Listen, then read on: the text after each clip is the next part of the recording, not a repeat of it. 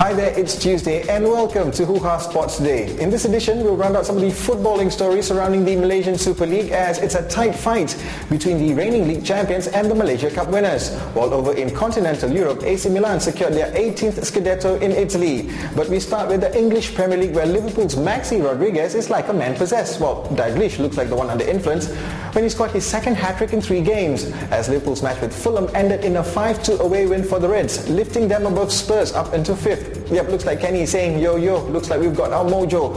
But he actually attributed the win and their recent form to the players, saying, quotes, even if we don't get 5th, they've been absolutely fantastic. For us, the position hasn't been as important as the response of the players, unquote.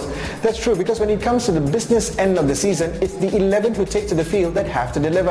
Arsenal, Spurs, even Chelsea have failed to make it count when it mattered most. But have Man City done enough? We'll find out when they take on Tottenham tonight. We've got some pre-game chatter between the clubs coming up in a bit.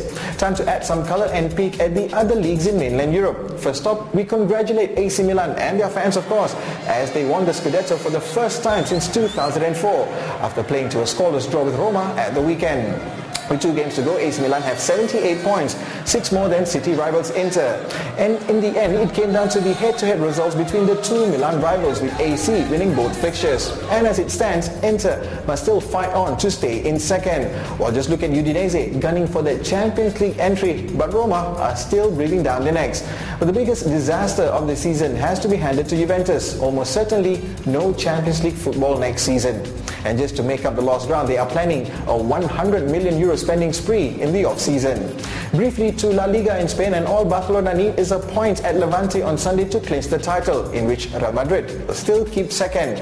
Whether they'll keep Jose Mourinho is yet to be confirmed, but he has been handed a 5-match ban by UEFA over his behaviour and comments in that Champions League semi-final. But elsewhere, there's a 4-club scrap for that Europa League spot between Bilbao, Sevilla, Atletico and Espanyol. Well, in Portugal, we've already shown you the runaway winners Porto, who will now be looking for a second trophy in that Europa League finals next week. While in Germany, it was an outstanding season of fantastic performances and results that gave Borussia Dortmund their first Bundesliga title since 2002. After beating Nuremberg the previous weekend, coach Jurgen Klopp said, nobody expected this. Every week we came up against a strong Bundesliga side and exceeded ourselves again and again. Exceeding yourselves 32 times, that's just plain crazy, quote unquote. So it's Champions League football for Dortmund, Leverkusen and Bayern Munich, while Mainz and Hanover will still slug it out for that 4th qualification spot. And it's still wide open for those Europa League spots as well.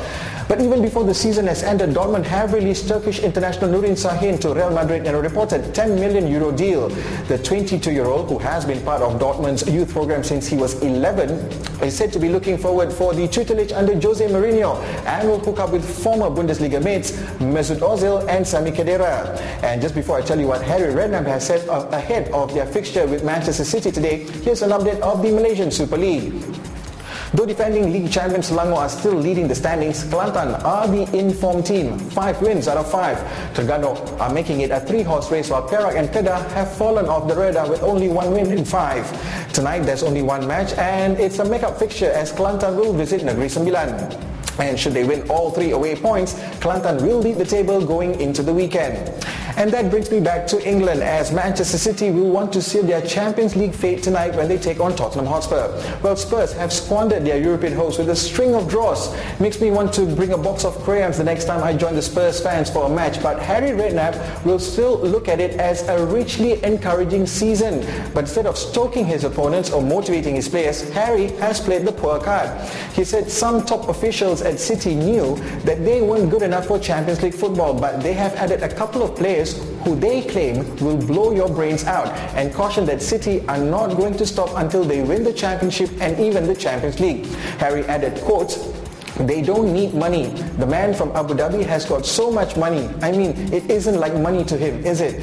Man City is going to spend another £200 million probably this summer. Liverpool are going to improve, so it's going to be very hard to get into that top 4. Very, very difficult, unquote. So, will City steal fourth and look forward to the FA Cup final plus the millions of pounds to strengthen an already strong team? And since they have the millions, who's stopping them from getting Jose Mourinho? The deal clincher, I think, would be Champions League football. If they get it, then it'll be worth Jose's while to move to the blue half of Manchester. The outcome in tomorrow's show. For now, it's a wrap. I'm Patrick for the team at Hoohaa Sports saying it's bye for now.